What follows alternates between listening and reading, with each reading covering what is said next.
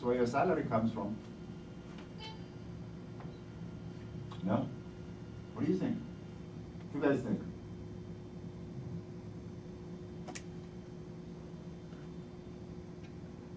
Oh, come on now. You can't be thinking too much about this. What do you guys think? Ah, sisters. As brothers, they don't want to think. Ah, okay. What do you mean by sustains? هو الذي يريكم آياته وينزل لكم من السماء رزقا. You understand by this ayah? هو الذي يريكم آياته وينزل. To nazzil is to send down. من السماء رزقا. And he sends from the heavens your rizq.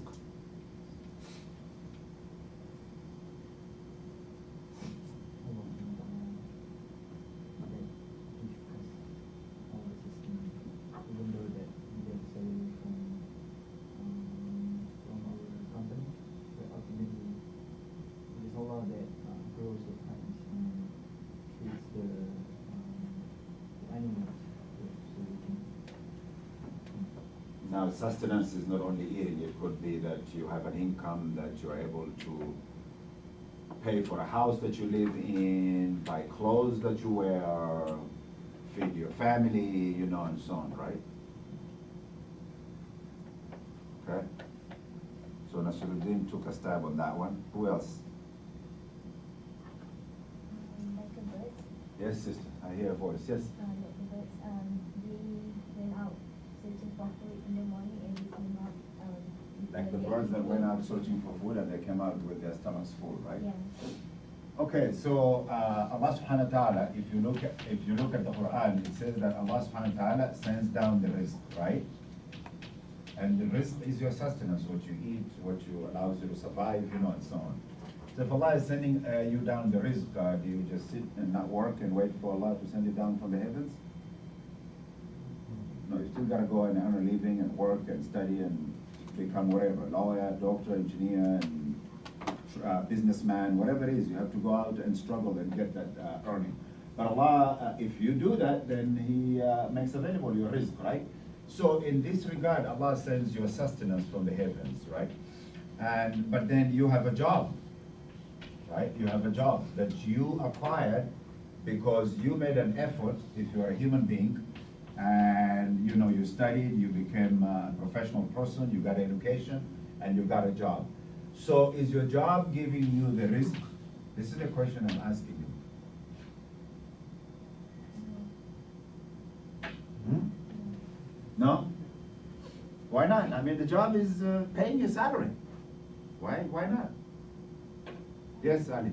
That job can be the means of you getting the money, get buy food and rent houses. But the true sustainer is Allah. The true sustainer is Allah. Very good. So that's the answer that I'm looking for. So you know this symbol, secondary, right? So Allah is the primary person that sends the rizq, and the job is only a means and a tool in which for you to get the rizq. But Allah is the one that allows you to get the job, allows you to develop to get to that point, and then eventually you're able to get your rizq. So Allah really allowed all this to happen. Just like the medicine when you're sick and you take it. Let's say, do you have malaria in Malaysia? But you have some areas that have malaria because many tropical countries have that, right? Let's say you take medicine for malaria, right? So is the medicine curing you? Sure it is. Oh, come on now. You studied chemistry. You have to understand that medicine is curing you, of course.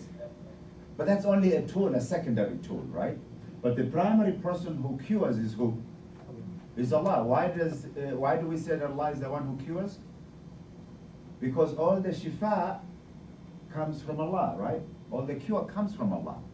So all these other things are secondary, and they're not their primary. The primary, entity that causes you to have your sustenance, to cure your illnesses and so on is Allah subhanahu wa ta'ala. But can you just sit and not take medicine and say, I'm going to wait for Allah to cure me, while there is a medicine that was developed, created, researched and produced by a human being? No, you're not allowed to do that in Islam. You're supposed to take that medicine.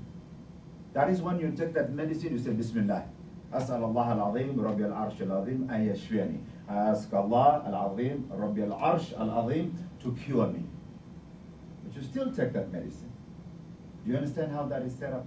So that you don't lose sight of the idea that, oh, you know, now I'm this big doctor, I'm big engineer, big professor, you know, whatever it is. You know, the university pays my salary, they're the ones that give me my rizq, they give me my job, and so on. All that happened because Allah allowed it to happen. And so that's the understanding I want you to have. But then you still have to work and earn a living. And you still have to go and get that education before you get that job. Okay? So understand this issue about sustenance. Why? Because there's an ayah in the Quran that says that. It's in Surah Al-Ghafir. If you go to Surah Al-Ghafir, you'll see, هو الذي يريكم آياتي وينزل لكم من السماء رزقا. And one understanding is that one, that he causes the plants to grow. He sends the rain, you know, from the heavens, and the plants will grow, and you will harvest it as food and eat it, and so on. So according to this category then of rububiyyah, what we're saying is that God is the only real power in existence in that equation, right? And nothing happens without his permission. He has allowed you to grow up to this level, acquire your education, come to Vanderbilt, study, graduate, and so on. Nothing happens without, he is the one that allowed that to happen. Without his permission, you would not be here. And that is why Allah subhanahu wa ta'ala says to Isa, when Isa was told to fashion a bird out of clay, by the way, this miracle is also missing in Christianity, just like the other miracle I talked about in Jum'ah yesterday. We fashioned a bird out of clay. What does Allah say to him? And you get, and it was given life, and Allah says, bi'idhni. And bi'idhni, that idhn is permission in Arabic. Idhn is permission. So Allah is saying, bi'idhni, by my permission. In other words, Isa alayhi salam is unable to do anything without Allah's permission. Okay, so we have to remember that everything happens by Allah's permission. But I have a question about the risk. Is all the risk that Allah, Allah gives risk to every humankind, right? So every human has each part of the risk from Allah. But my question is the risk is from Allah need to be halal, or can it come from a haram source?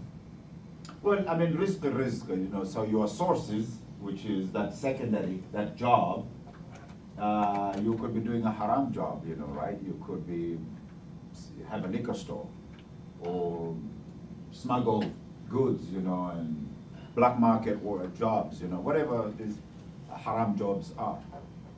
And so your source of income is haram, but Allah still is the one, okay. So that comes to al-qada wal-qadar, which means that you are one of those who chose a path that was not the right path. And Allah still caused it to happen, because at that point of your choosing, that was your choice. Because Allah gave you the ability to choose. This is an al-qada wal-qadar. If we ever get to that point, we can talk about it. Because I'm simplifying an answer which really needs a more explanation about al-qada wal-qadar. Yeah. Okay, so you understand this. Okay, so names, now we'll leave that subject. Allah is Rabb. Yesterday in the khutbah, I talked about that when Isa says, Inni Abdullah. When you're Abd, what means when you're a servant, who has names here about Allah's servant? Abdul, who has a name like Abdul, is Hanis one of the names of Allah? I don't think so. I wanted to tell you that, but check, I don't think so. Is anybody who is a